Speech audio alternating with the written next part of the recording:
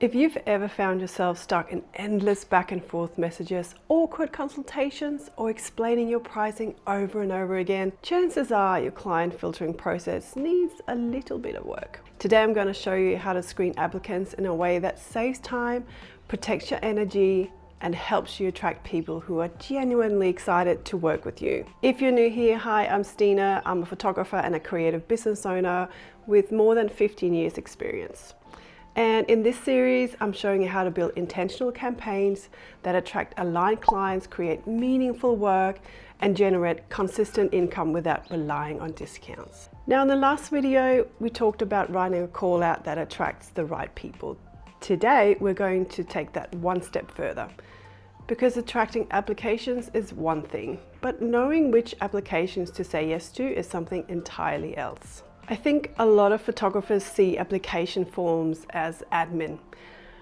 I see them as one of the most valuable parts of the entire process, because a good application form isn't just collecting information, it's filtering, it's helping people decide whether this campaign is actually for them. And believe it or not, that's a good thing, because the goal isn't to just get the most applications. The goal is to get the right applications.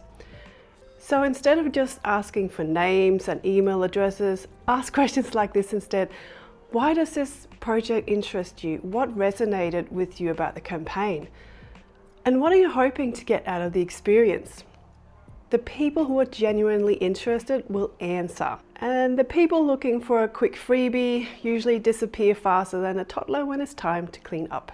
And if you're struggling to figure out exactly who you're trying to attract in the first place, you can grab my free resource, the Ideal Client Clarity Workbook, below, because the clearer you are about who you're looking for, the easier this whole process becomes. Another thing I see photographers forgetting to do is mentioning pricing once and just hoping clients remember it. They won't. People are busy.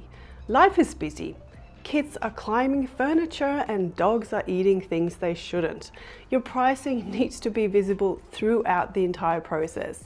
On your landing page, in your welcome guide, in your emails, during your consultation if you have one, not because you're trying to sell people, but because you're creating clarity.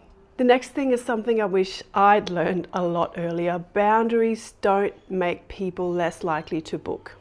They make people trust you more. Clear deadlines, clear expectations, clear communication, and having a clear process in place. All of those things signal that you know what you're doing, that you're confident in your business, and your confidence makes your clients feel confident too. Now, that was a lot of confidence. But the truth is, most people don't want endless options. They want someone to lead them. The next thing is also something I wish I'd understood a little bit earlier, because not every person who applies needs to become a client. And that's actually a really important mind shift. Just because someone isn't the right fit for this campaign doesn't mean they're not your person though. So maybe the timing isn't right. Maybe this particular theme isn't for them. Maybe they just need a little bit more time to warm up to you. And this is where a lot of photographers drop the ball completely. They either ignore these people completely or let them disappear into the void. Poof! And there's actually a much better version, or option I should say.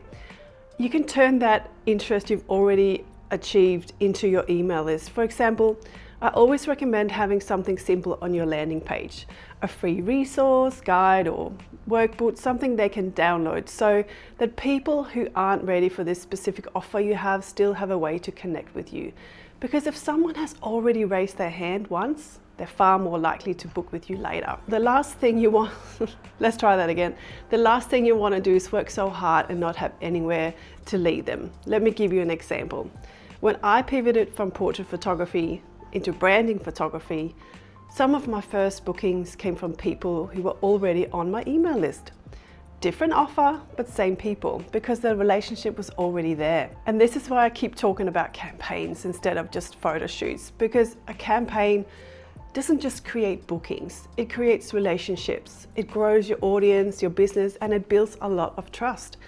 and it gives people multiple opportunities to work with you over time. So if you've been treating applications like paperwork, hopefully this video has shown you they're actually one of the most valuable parts of the whole entire process, because the goal isn't to attract just everyone, it's to attract the right people for you. And now that you've learned how to craft a call out that attracts your dream clients, watch this next video where I show you how and why this method compounds your efforts over time, so you don't have to start from scratch all the time.